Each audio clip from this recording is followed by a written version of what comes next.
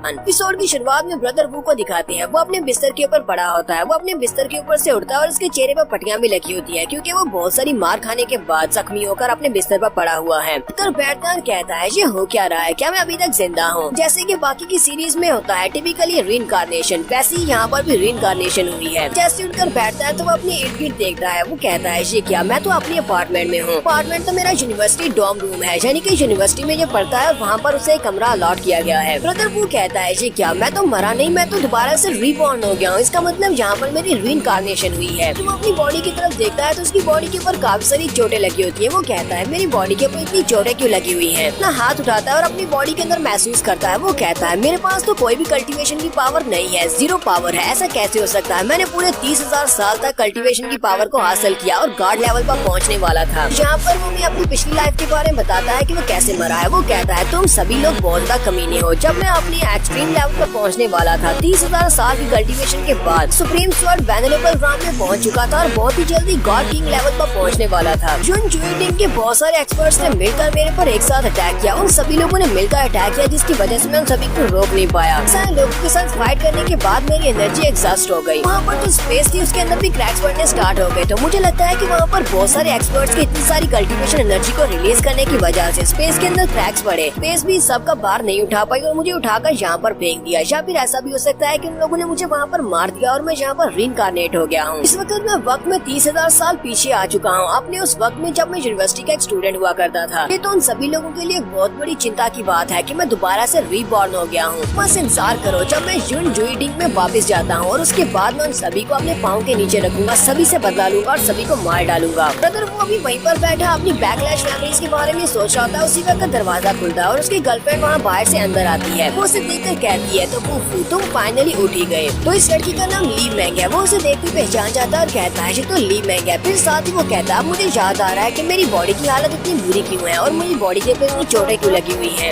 इस लड़की के दूसरे दोस्त ने अपने गुंडों के साथ मुझे पीटा था। ली मैंग अपने पास उसकी जो चीजें होती है वो उसे वापस करने के लिए आई होती है। वो उसके सामने फेंकते हुए कहती है कि हम दोनों का ताल्लुक पहले से टूट चुका है, तो फिर मुझे तुम्हारी चीजें नहीं चाहिए, तुम इन्हें वापस रख सकती हो। तो ब्रदर वो कहता है मुझे याद आ रहा है। उसे फ्लैशबैक दिखाई देते हैं। वो कहता है पता चला कि मेरी बॉडी की हालत इतनी बुरी क्यों है, क्योंकि मैं इससे पूछने के लिए गया था कि इसने मेरे साथ ब्रेकअप क्यों किया है। लेकिन जब मैं इससे पूछने के लिए गया था तो उसने वहाँ पर कुछ गुंडों को यूज किया और गुंडों ने मुझे बहुत ही बुरी तरह से पीटा। वहाँ पर एक लड़का था जिसका नाम लीटियान हाउ था। मैंने उसको भी ऑफेंड किया, उससे मैंने बहुत ज्यादा मार खाई और उसने मुझे बहुत ज्यादा शर्मिंदा किया। लीटियान हाउ को मेरे बारे में अच्छी तरह से पता है। उसे पता है कि मेरे फादर बहुत ही गरीब हैं और वो उसके डैड की कंपनी में काम करते हैं। उसे पता चल गया कि मेरे डैड वहाँ पर काम करते हैं। उसने मेरे डैड को उसकी जॉब से निकलवा दिया और उसके बाद से मेरी लाइफ बहुत ज्यादा बुरी चल रही है। तो ब्रदर वो अपनी गर्लफ्रेंड से पूछता है ली मिंग अब मुझे बताओ क्या कुछ रह तो नहीं गया, तो तुम्हें कुछ और कहना है या फिर कुछ और बाकी देना है। वो उसे कहती है अपनी तरफ देखो तो सही, तुमने टियान हाउ के साथ पंगा ही क्यों लिया। तुम अपनी बॉडी की तरफ देखते नहीं कि तुम्हारी बॉडी कितनी ज्यादा वीक है। इतनी कमजोर बॉडी के साथ तुम टियान हाउ से पंगा क्यों ले रहे हो। अभी भी तुम्हारे पास एक मौका है। टियान हाउ तुम्हारे डैड से चाहता है कि तुम और तुम्हारे डैड उसके सामने घुटने टेक कर माफी मांगे। वो तुम्हारे डैड की जॉब भी वापस से लगा देगा और तुम्हारे डैड दोबारा से काम करना स्टार्ट कर देंगे। कुछ बिल्कुल पहले जैसा हो जाएगा। अच्छी तरह से पता है कि तुम्हारे डैड वहाँ पर कंपनी में टॉयलेट्स को साफ करने का काम करते हैं और तुम्हारे डैड की सैलरी के ऊपर ही तुम्हारा घर चलता है। तो अब जल्दी से मान भी जाओ। अब एक टॉयलेट साफ करने वाले का बेटा किसी के सामने घुटने टेकर माफी भी नहीं मांग सकता क्या। ब्रदर वो उसकी बातें सुनने के बाद काफी ज्यादा गुस्सा हो रहा होता है। ब्रदर वो उठकर खड़ा हो जाता है और सोच रहा होता है लगता है कि मैं कभी इस लड़की को वाकई में पसंद किया करता था। ये कभी मेरी गर्लफ्रेंड हुआ करती थी, क्योंकि मुझे अभी भी वो सारी फीलिंग्स अच्छी तरह से याद हैं।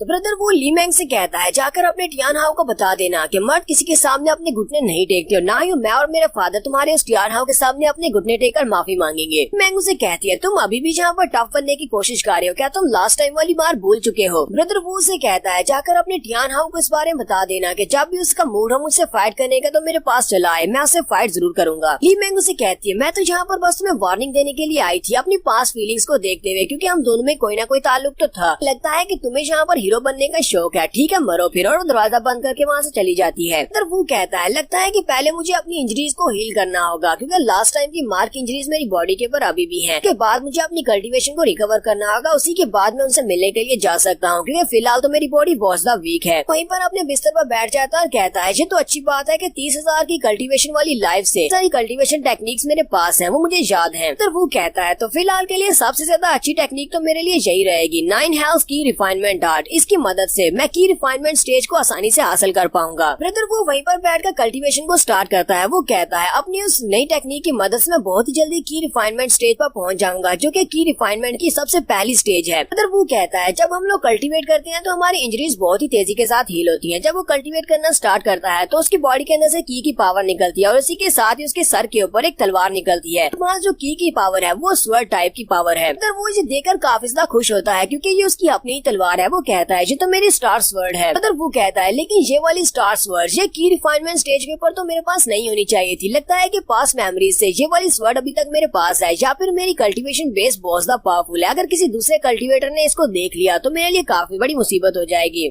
तो ब्रदर वो अपनी तलवार को अपने हाथ में पकड़ता है और उसे कहता है स्टार स्वर्ड मुझे तो लगा था जब उन लोगों ने मेरे पर अटैक किया तो उन लोगों ने तुम्हें भी मुझसे छीन लिया होगा, लेकिन तुम तो अभी तक मेरे साथ हो और इस दुनिया में मेरे पास वापस आ गई हो। लेकिन जैसे ही वो अपनी तलवार को अपने हाथ में लेकर खड़ा होता है उसी वक्त उसकी तलवार टूट जाती है और उसके हाथ में सिर्फ उसका हैंडल ही रह जाता है।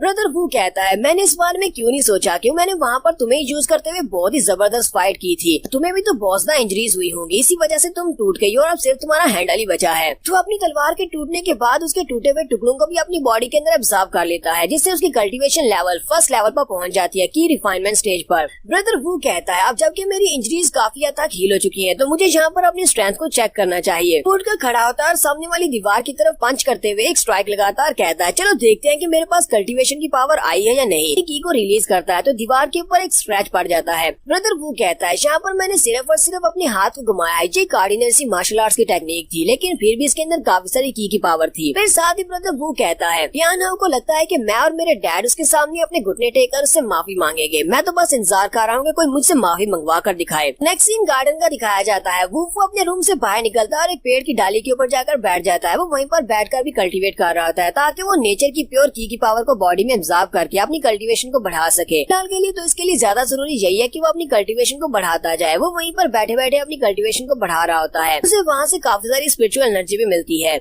ब्रदर वो कहता है हालांकि अर्थ के ऊपर जो की पावर है ये काफी ज्यादा कम है, लेकिन फिर भी की रिफाइनमेंट स्टेज तक पहुंचने के लिए इतनी ज्यादा पावर काफी रहेगी। इतनी एनर्जी के साथ मैं फर्स्ट लेवल को अचीव कर सकता हूं, लेकिन यहाँ पर की डेंसिटी बहुत ज्यादा कम है, वजह से मुझे नहीं लगता कि मैं सेकंड स्टेज को भी अचीव कर पाऊंगा। वहीं पर पेड़ के ऊपर ही बैठा होता है कि उसी वक्त उसे सामने से आवाज आती है। उसका एक मोटू दोस्त होता है, उसके सामने 3 गुंडे खड़े होते हैं। वो उनसे कहता है ब्रदर वो यहाँ पर नहीं है, सभी को गार्डन में लेकर आया होता है। वो उनसे कहता है ब्रदर वो को अक्सर इस गार्डन में आना बहुत ज्यादा पसंद है, इसी वजह से मैं तुम लोगों को यहाँ पर गार्डन में लेकर आया हूँ, लेकिन वो तो यहाँ पर भी नहीं है। तो तुम लोग उससे मिलने के लिए कल यहाँ पर आ जाना, तब तक तो मैं ब्रदर वो को तुम्हारे लिए ढूंढ ही लूंगा। तो वो गुंडे आगे से काफी गुस्सा हो जाते हैं और उसे कहते हैं मोटू लगता है कि तुम यहाँ पर हमारे साथ सिर्फ मजाक कर रहे हो, तुम्हें जानबूझकर यहाँ पर गार्डन में लेकर है, जबकि ब्रदर वो यहाँ पर है ही नहीं। मोटू के साथ एक छोटा कुत्ता भी होता है जिसका नाम हस्की होता है। वो उनके ऊपर भौंक रहा होता है। तो ये डॉग हमारे ब्रदर वू का है। तुम्हारा वूफू भी पेड़ की डाली के ऊपर से उन लोगों की तरफ देख रहा होता है। वो कहता है ये मोटू तो मेरा दोस्त है, यूनिवर्सिटी के डॉर्म रूम में ये मेरे साथ ही रहता है, इसका नाम वैंग मैंग है। ये सिर्फ मेरा रूममेट नहीं बल्कि मेरा इकलौता दोस्त है। इस पूरी की पूरी यूनिवर्सिटी में सिर्फ यही एक मेरा दोस्त है। तो मोटू उन गुंडों से कहता है मेरे ब्रदर वू को भी पिछली चोटें ठीक नहीं हुई, तुम लोगों ने इसे बहुत ही बुरी तरह से पीटा था, इसलिए प्लीज मैं तुमसे माफी की भीख मांगता हूँ कि मेरे ब्रदर वू को इस बार माफ कर दो। मेन गुंडा उस मोटू से कहता है तुम्हें शुक्र मनाना चाहिए कि टियान हाँ उस वक्त इतने गुस्से में नहीं था, वरना वो तुम्हारे ब्रदर वू की टांगे तोड़ देता। मेरे ब्रदर वू को क्या जरूरत पड़ी थी सिस्टर इन लॉ के सामने, यानी कि हमारी भाभी के सामने इतना ज्यादा टफ एक्टिंग करने की।